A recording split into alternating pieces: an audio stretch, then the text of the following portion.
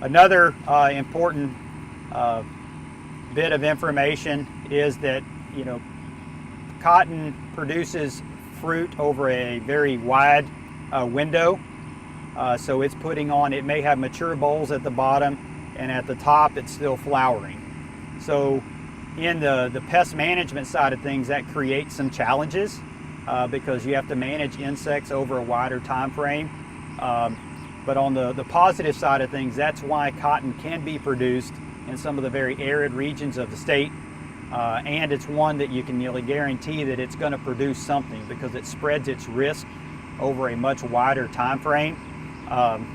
And that allows the cotton to produce, some length. Even if a drought occurs, early or late, it's still going to produce some harvestable length and seed out of that production system. One of the challenges is managing those insect pests over a wide time frame.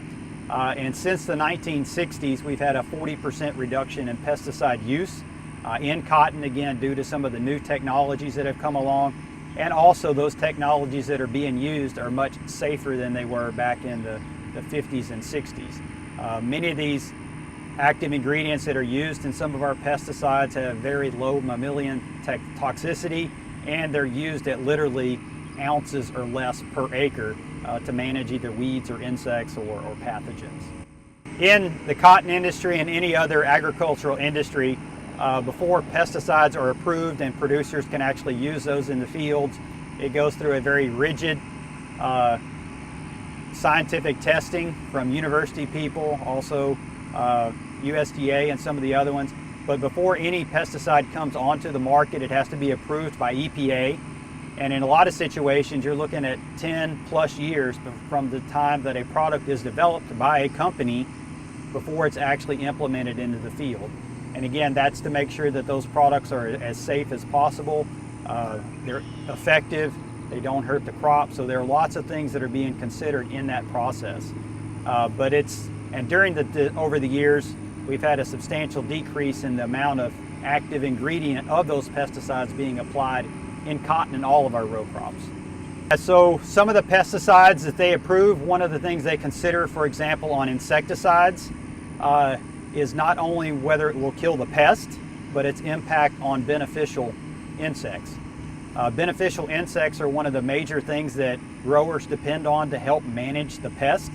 So when pesticides are being labeled, they take that into account, whether it's going to negatively impact the beneficial insects that may be in that field. Weed-wise, the major pest is pigweed, Palmer amaranth, statewide, or different pigweed species. There are plenty of fields around here that we can find them in. So some things that have changed in like the weed management side of things in cotton and a lot of crops is, decades ago, nearly a lot of the weed management was through tillage. So as we've had herbicides developed that kill the weeds and do not injure the crop, it's allowed a lot of growers to go to reduced tillage systems. And with reduced tillage systems, we keep the soil in place. We don't have the runoff of the soil sediment out of the field into our waterways and into the rivers and then ultimately into the Gulf of Mexico. With that soil sediment carries nutrients and things like that. So, the herbicides have been very beneficial in allowing people to go to reduced tillage systems and many cases even no-till systems where they're not tilling at all and then they're managing those weeds with herbicide systems.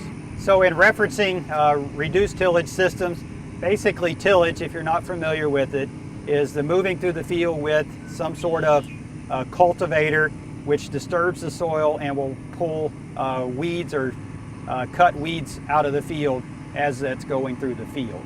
So as we've developed these herbicides, or herbicides have been developed, the tillage necessity has been decreased pretty dramatically over that time frame. If herbicides weren't around, we would have to go back to a conventional tillage system, as we call it, which means tilling anywhere from 8 to 12 times per year to help manage weeds and keep weeds out of the field. Another question that comes up, well, what are a few weeds going to hurt in the field? Weeds can be very competitive with the crop. They fight for or compete for nutrients, sunlight, in Texas even more importantly water. And if you get large populations of weeds, basically you won't harvest any cotton from that part of the field. Cotton is a perennial plant, so when it germinates, it actually grows very slow to begin with. So cotton is very susceptible to weed pressure or high weed densities very early in the season.